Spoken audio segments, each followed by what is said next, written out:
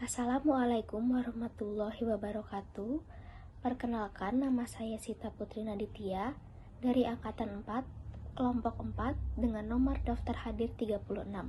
Pada kesempatan kali ini, saya akan mempresentasikan analisis isu efektivitas kinerja individu berdasarkan tupoksi pekerjaan saya, yaitu sebagai administrator kesehatan.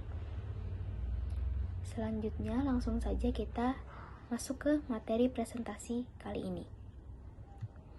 Tahap pertama pada analisis ini adalah tahap pra-analisis, yaitu berdasarkan hasil identifikasi ditemukan isu masalah sebagai berikut. Yang pertama adalah terlambatnya pelayanan penjadwalan praktik atau magang mahasiswa. Kemudian yang kedua adalah terlambatnya proses pelayanan administrasi praktik atau magang mahasiswa. Kemudian permasalahan yang ketiga adalah proses pelayanan pelatihan karyawan belum terlaksana dengan baik. Selanjutnya adalah tahap penapisan masalah. Penapisan masalah menggunakan metode urgensi, seriousness, dan growth untuk penapisan. Dari ketiga permasalahan tersebut, permasalahan pertama mendapatkan nilai 10, kemudian permasalahan kedua mendapatkan nilai 11, kemudian permasalahan yang ketiga mendapatkan nilai 12. Dari total tersebut dapat diketahui bahwa permasalahan nomor 3 mempunyai nilai yang paling besar, yaitu 12. Sehingga permasalahan yang akan dipilih untuk dicarikan solusinya adalah permasalahan ketiga. Selanjutnya adalah analisis penyebab masalah menggunakan fishbone. Permasalahan yang kita pilih adalah proses pelayanan pelatihan karyawan yang belum terlaksana dengan baik. Jika dianalisis dari 5M, yaitu man, money, machine, method, dan material, didapatkan hasil sebagai berikut, yaitu dari segi man, SDM yang kurang kompeten dalam penggunaan aplikasi, kemudian SDM yang mengalami stres kerja, kemudian dari segi money, adanya pembatasan anggaran untuk mendukung terlaksananya pelatihan. Kemudian dari segi machine, yaitu perangkat komputer yang tidak kompatibel dengan beban pekerjaan. Kemudian dari segi metode, yaitu SOP belum terstruktur dengan baik. Kemudian belum adanya metode aplikasi pelayanan yang terkoneksi otomatis. Kemudian yang terakhir dari segi material, yaitu informasi penawaran pelatihan yang seringnya mendadak. Kemudian selanjutnya adalah alternatif pemecahan masalah menggunakan SWOT. Berikut adalah matriks EVAS. Terdapat faktor-faktor eksternal, yaitu opportunities atau peluang, kemudian ada faktor threats atau ancaman.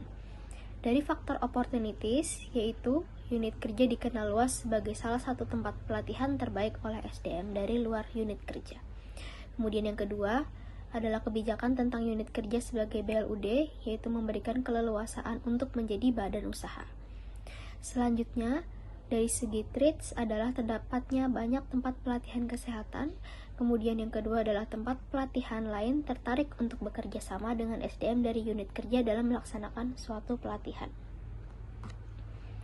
Dari perhitungan bobot dan rating, didapatkan skor total adalah sebagai berikut, yaitu sebesar 2,7 pada matriks eksternal tersebut.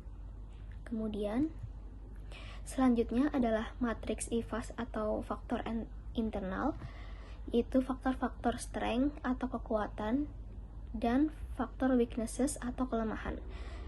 Strength yang pertama adalah kemauan SDM untuk terus belajar dalam tugas jabatan pekerjaannya. Kemudian yang kedua juga adanya dukungan dari stakeholder. Kemudian kelemahannya adalah yang pertama terbatasnya kemampuan pembagian waktu antara pelaksanaan pekerjaan dan peningkatan kompetensi diri. Kemudian, yang kedua adalah terdapat sarana-prasarana yang tidak mendukung SDM untuk meningkatkan kompetensi diri. Dari hasil perhitungan bobot dan rating, didapatkan nilai skor total adalah sebesar 2,8. Selanjutnya, strategi pemecahan masalahnya adalah berdasarkan matriks EVAS dan IVAS didapatkan skor EVAS sebesar 2,7 dan skor IVAS sebesar 2,8.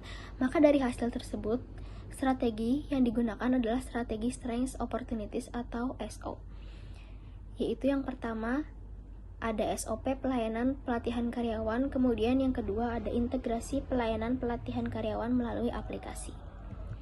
Selanjutnya ini merupakan tabel rekomendasi alternatif pemecahan isu. Isu yang dipilih adalah proses pelayanan pelatihan karyawan belum terlaksana dengan baik. Penyebabnya adalah SOP pelayanan pelatihan karyawan belum terstruktur dengan baik dan belum terintegrasi sistem dengan aplikasi. Kemudian, terdapat dua alternatif penyelesaian. Alternatif penyelesaian yang pertama adalah SOP pelayanan pelatihan karyawan. Dengan tahapan setiap alternatifnya adalah yang pertama pelayanan pelatihan karyawan yang telah ada sebelumnya. Kemudian yang kedua adalah selanjutnya mengusulkan draft SOP baru tentang pelayanan pelatihan karyawan. Hasil yang diharapkan dari alternatif penyelesaian yang pertama ini adalah terdapatnya SOP pelayanan pelatihan karyawan.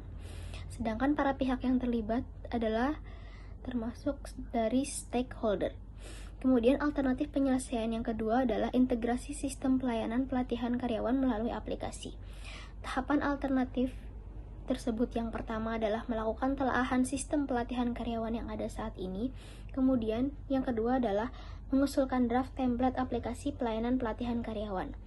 Hasil yang diharapkan adalah terintegrasinya sistem pelayanan melalui aplikasi. Kemudian pihak yang terlibat adalah tim SIMRS.